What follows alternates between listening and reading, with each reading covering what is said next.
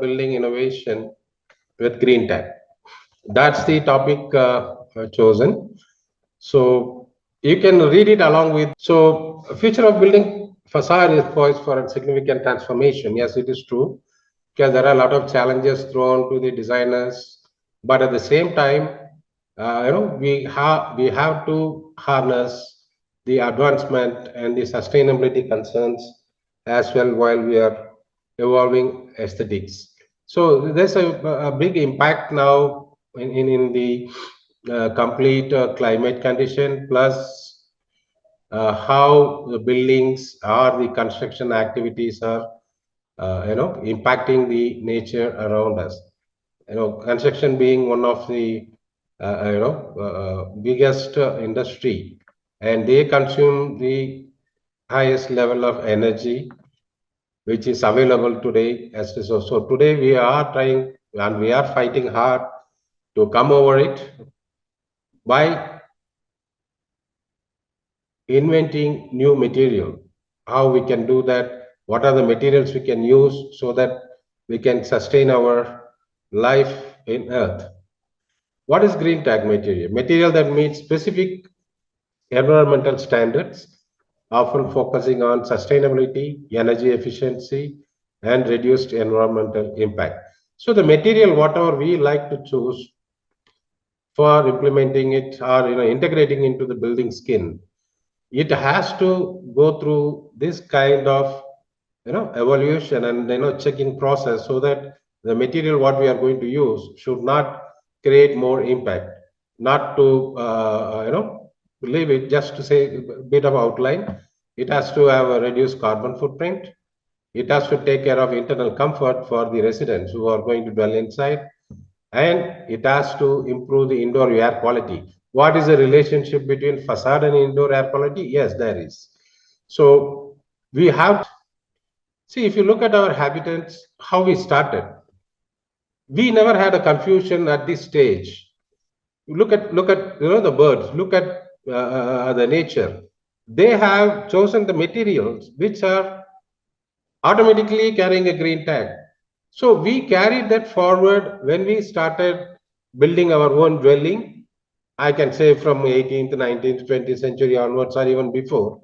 But we adhere to the green norms set by our ancestors. And we never had a problem of any kind of emission, any kind of issues at all, ever at all. And we had a healthy life. We had no impact in the nature. And our Mother Earth was really taken care of. So look at the transformation. Now, what we have done, we never respected all this. Rather, we say name of innovation, we change the green tag slowly into orange tag. So why I'm quoting orange is, yeah, still we are fighting hard to retain the aesthetics, retain the design, retain the comfort, but we lost what we invented, we got lost. So now we are trying to find solutions in the name of whatever you call it, technology, invention. But I believe we should start looking at it. So already we are into a orange tag zone. When I say orange tag, there are materials or there are designs. It is not I'm making a general statement. I'm making a statement which we all have to believe that we are not doing that much work to look at how we really can do a green building or how we really can save the nature. That's my personal view. Material. I'm just quoting few of them here now, but I strongly believe adaptability of these have to be something which have to be well designed, well tested, and it has to serve the purpose. So let us start with the photovoltaic facade system. See, photovoltaic facade systems are available there for past 20, 25 years. But the invention is going on in a slow phase manner. What they did, photovoltaic cell, now today they got an technology where we can apply the photovoltaic onto your wall vertically. So when vertical application is done, yeah, the performance also is not to that great level. However, we will be getting a good energy from the photovoltaic cell, which we will be integrating to the facade. So it can be part of the facade.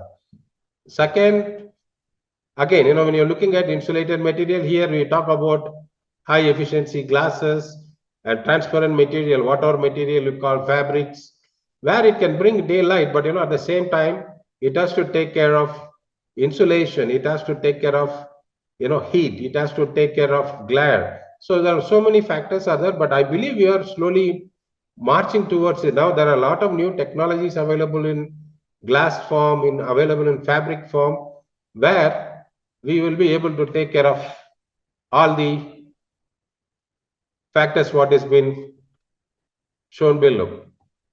Third, other material you can choose. When giving you some examples of buildings on the right, you can see. You can implement a vertical green wall, or you grow more green within your building. If now, tropical climate, it is advisable to see how we can integrate all these greens into the facade, where the whole system have to take care of the well-being of these vertical gardens. We can't do too much, but at the same time, we have to design a system which can help the residents inside, also the people who are there outside. So they don't reflect heat, they absorb the heat, they generate more fresh air, they generate oxygen. So this kind of facade can make you healthier and productive as well. So integrating this effect into the building design, it's a key thing. How to integrate it, we have to think of it properly and integrate to the facade. This is another kind of new material what you can think of. Sustainable recycled material.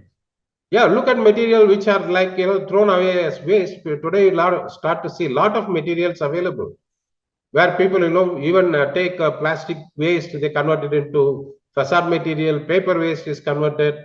So likewise, even marble dust. So many things are available today, where the technology is there, but adaptation is still far away. So we have to see how we can integrate this new form of material into the future buildings, where we can take a complete yield of this material. I think I'm running out of time. Let me given here and in 3 points. I strongly believe we will be able to convert the existing scenario into a green tag environment by adapting to the olden technologies and whatever been done, and bring them to the new invented systems and adapt it. So we don't have to spend so much time going and doing all kind of research. I believe it is already available. Only we need to improvise them and adapt it. So it's possible. When you start to see, a daylight building is possible. You don't need energy at all. It is available, but it has to be implemented holistically everywhere. Individual comfort tuners, what I call a facade. Why we can't give a facade which can get natural air to pass through the skin, a filtered air, because today the pollution level is high. Get a material which can filter the air, get it inside. Like Bangalore example, we don't need a AC, but we would like to conclude by incorporating all this advanced material and sustainable design principle, we can create buildings that are not only visually striking, but also environmentally responsible and energy efficient. Thank you very much. Thank you, Selvam.